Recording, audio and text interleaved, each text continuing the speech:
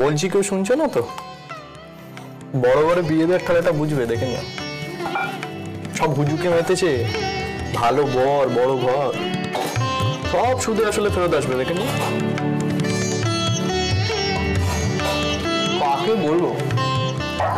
থাক।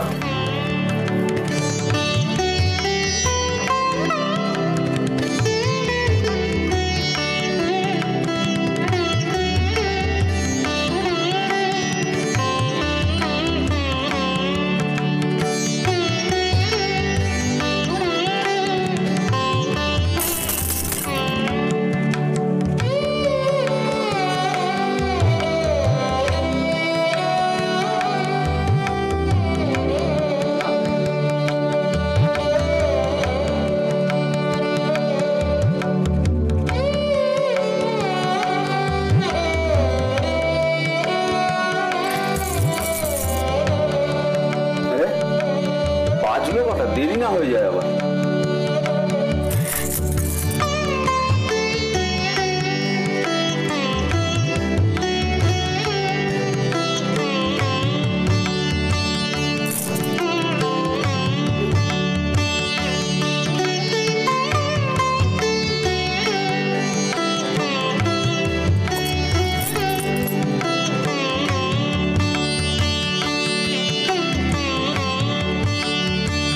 তোমার আবার কিসের তাড়া পড়লো?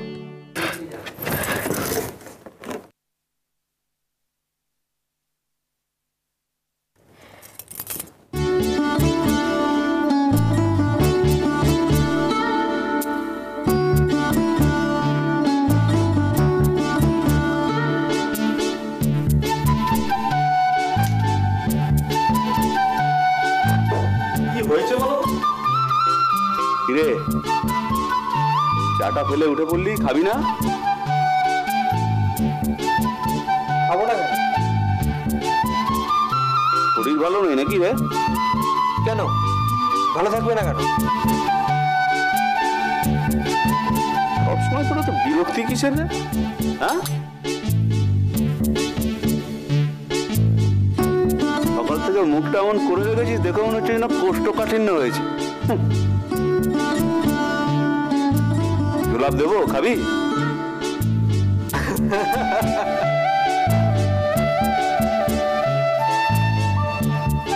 বর্দা, আজ সকালে তোমার রসিকতা আসেও বটে।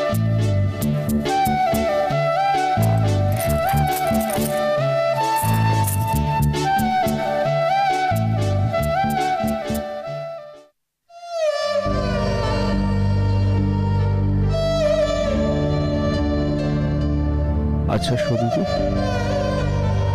তার কোনো পত্তর পেয়েছো তুমি? না। এতদিন হয়ে গেল, সে তোমাকে একখানা পত্তরে লেখেনি?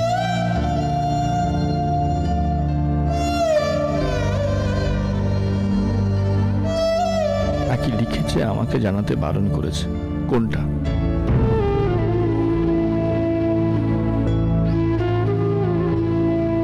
উপযুক্ত কথা বলেছিস, এই জন্যই বলি তুই বউকে আজও চিনতে পারলি না। সত্যি চিনলাম না গো। 30টা বছর তার সঙ্গে ঘর করার পরেও তাকে চিনতে পারলাম না। কেন পারলি না সেটাই তো বুঝতে পারছি না। আমি মুখ্য সূক্ষ্ম মানুষ হয়ে যদি তাকে চিনে থাকতে পারি, তুই কেন পারলি না?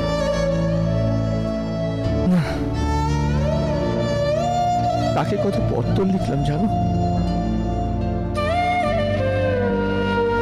ছেলেদের শরীর খারাপ, আমার শরীর খারাপ, তার কথা জিজ্ঞেস করলাম, জানতে চাইলাম কেমন আছে। ওই যে কি একটা ঝামেলা হলো, শেষ পর্যন্ত কি দাঁড়ালো, তার টাকা লাগবে কিনা, সমস্ত কিছু জানতে চাইলাম। একটা উত্তরও সে দিলেন। জেদটাই তার কাছে অনেক বড়। জানি না জেদ বজায় রাখতে গিয়ে সে কোনো খারাপ করছে কিনা নিজের। তুই ওই বাড়িতে গিয়েছিলি? কোন বাড়ি? সুবর্ণ শ্বশুর বাড়িতে? না না, আর যাইনি।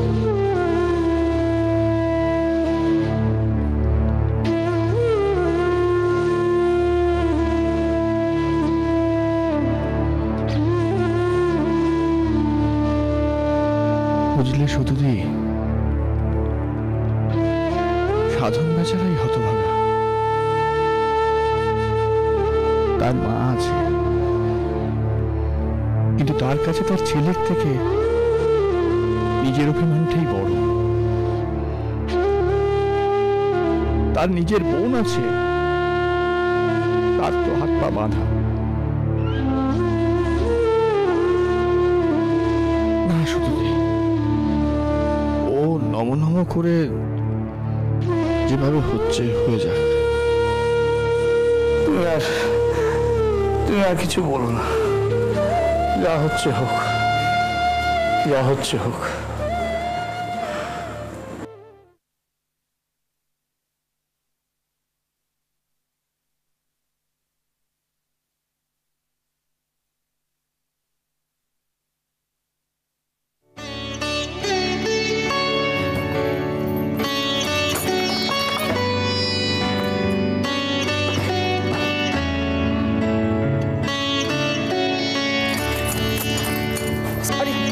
আস্তে আস্তে, কি হচ্ছে কি এসব? তুমি আমার দিকে তাকাচ্ছিলে না কেন? কি আশ্চর্য, তুমি ওরকম ইশারা করছিলে কেন? কেউ যদি দেখে ফেলতো? ফেলতো তো ফেলতো। তুমি বাবাকে কিছু বলছো না কেন? কি বলবো? মানে কাল তুমি আমাকে কখন কিভাবে নিয়ে যাবে? কোথায় যাব? ও কাল,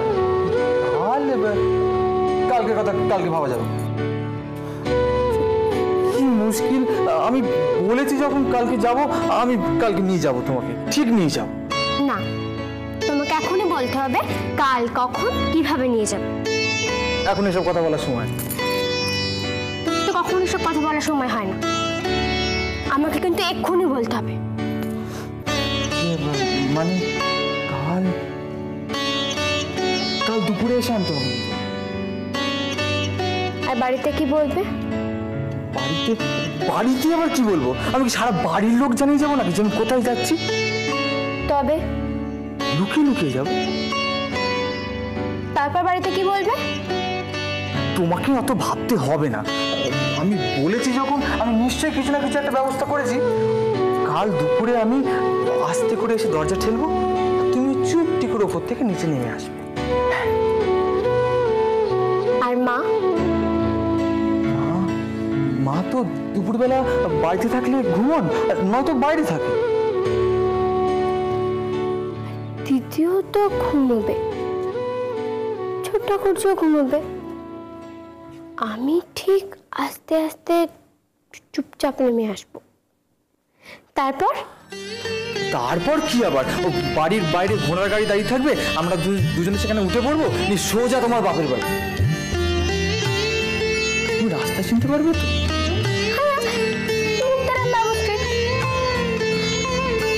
কিন্তু কেউ যদি টের পেয়ে যায়? তুমি সামলাবে, এইটুকুনি সামলাতে পারবে না? পারবো, সামলে নেব। ও ভালো কথা, কিন্তু কাউকে কিচ্ছুটি বলবে না, একদম মুখে কুলু পেটে থাকবে, কেমন? তুমি না খুব ভালো। শুধু তুমিই বোঝো না।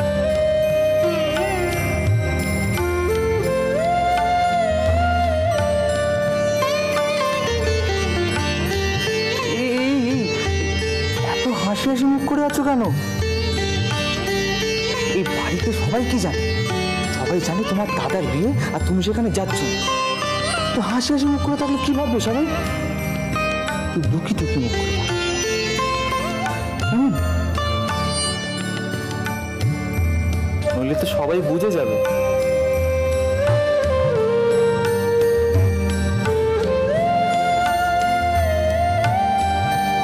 কি হলো?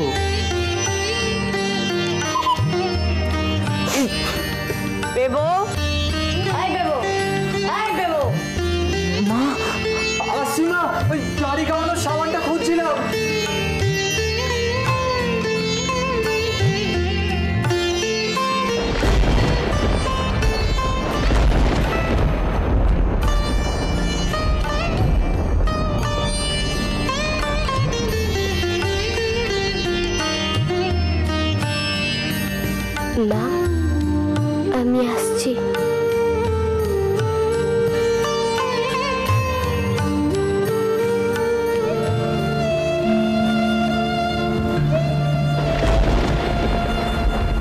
আমার বিয়েতে গিয়ে তুমি দাঁড়াবে না? আমায় আশীর্বাদ করবে না? এখান থেকে কি আমি তোকে আশীর্বাদ করবো না? সব সময় করব।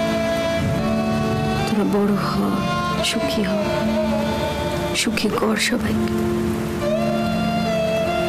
গিয়ে না দাঁড়ালে কি আশীর্বাদ করা হয় না?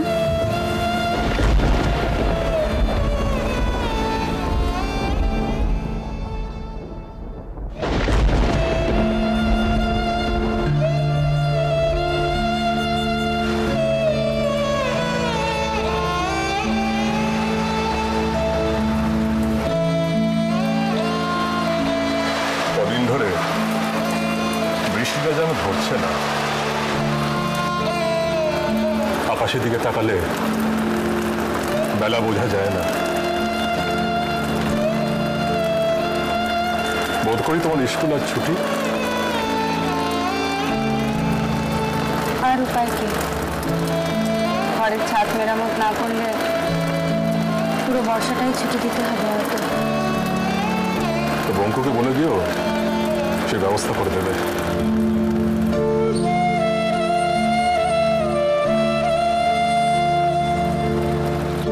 যাবে না কেন? কেন যাবে না বলো? কোথায় যাব? বাড়িতে, আমাদের বাড়িতে।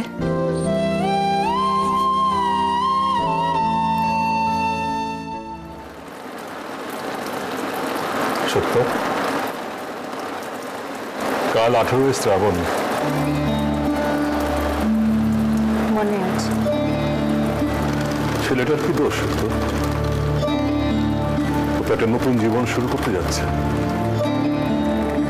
উনিও একদিন বলেছিলেন ছেলেটার কি দোষ। ওর সবচেয়ে বড় দোষ আমি ওর মা। তাকে তোমার আশীর্বাদ থেকে বঞ্চিত করো না। সত্য, তুমি সত্যি মনে করো বাবা আমি ওদের আশীর্বাদ করি না? সব সময় মনে প্রাণে আশীর্বাদ করছি ওদের। আমি সেখানে নেই বলে কি ওদের আশীর্বাদ করছি না, মঙ্গল কামনা করছি না? তোমার উপস্থিতিরও তো একটা মূল্য আছে সত্য, তাই না? আমার উপস্থিতি মূল্য? সত্য, তুমি যদি বলো তুমি সেখানে যেতে চাও, আমি তোমাকে নিজে নিয়ে যাব। তোমার সন্তানের, তোমার বড় ছেলের বিয়ে, তোমার সেখানে থাকা খুব প্রয়োজন। চিন্তা করে দেখো সত্য, সময় চলে গেলে পরে অনুশোচনার কোনো মূল্য থাকবে না।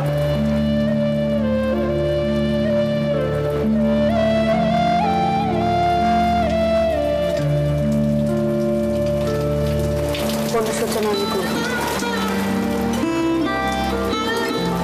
সত্য, আমার মনে হচ্ছে প্রথম তুমি ফোন করেছো।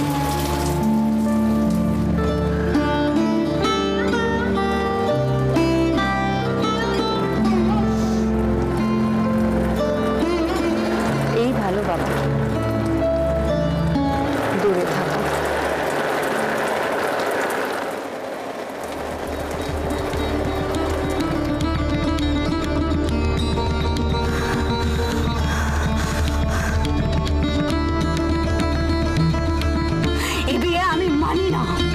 এ বিয়ে মানা না মানার আর কিছু নেই, যা হবার হয়ে গেছে। সত্য,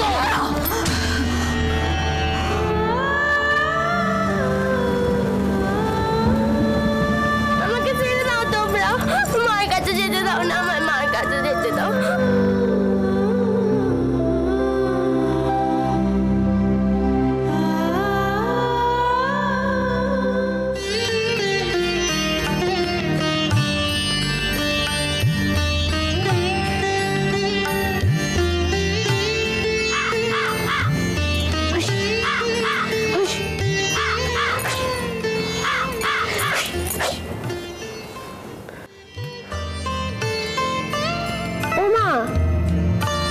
দেখলি? তুমি কাপড়গুলো তুলে আনলে? আকাশের কি অবস্থা দেখলি? দুম করে বৃষ্টি এসে গেলে। তুমি না আমার একটাও কথা শুনো না। তুমি তো আমাকে বলতে পারতে। মা তো বলেছেন তোমার এখন কাজ করা ঠিক না। তুই খালি আমার বকিস, দেখলু মন দিয়ে কাজ করছিস তাই আর ডাকিনি। তা হ্যাঁ রে মেজো, কি করছিস দেখা দেখি।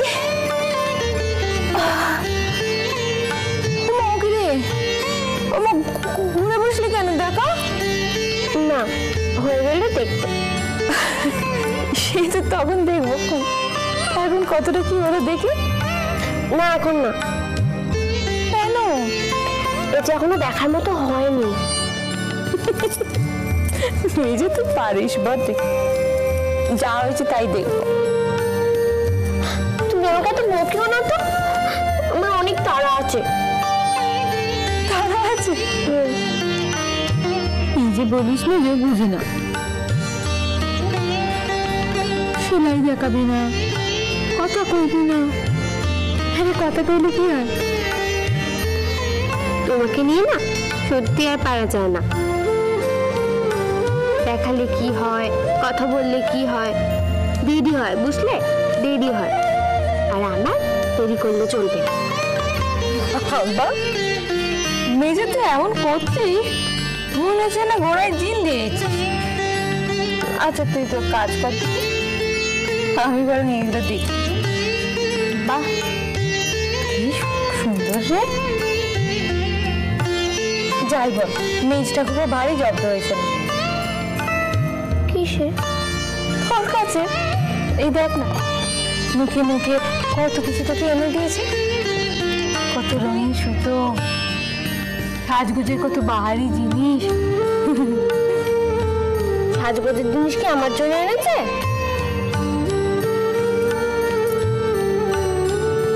তাহলে একটু কাজ শুনি। ওটা ওটা তো ছোট্ট করতির জন্য, আমার জন্য না। তাই বুঝি? দেখি তো আমাদের মেজর মুখখানা দেখি। দেখছো না আমি কাজ করছি, তুমি একটাও কথা বলবে না। আচ্ছা বাবা আমি কথা কইব না, তা আমার দিকে ফিরে কাজ কর না। তুমি সেই আমার দেরি করাবে। তো হলো না দেরি মেজো, আচ্ছা তারা কিসের? আমাকে আজকের মধ্যে কাজটা শেষ করতেই হবে। আজকের মধ্যে? কেন রে? অনেক তাড়া আছে,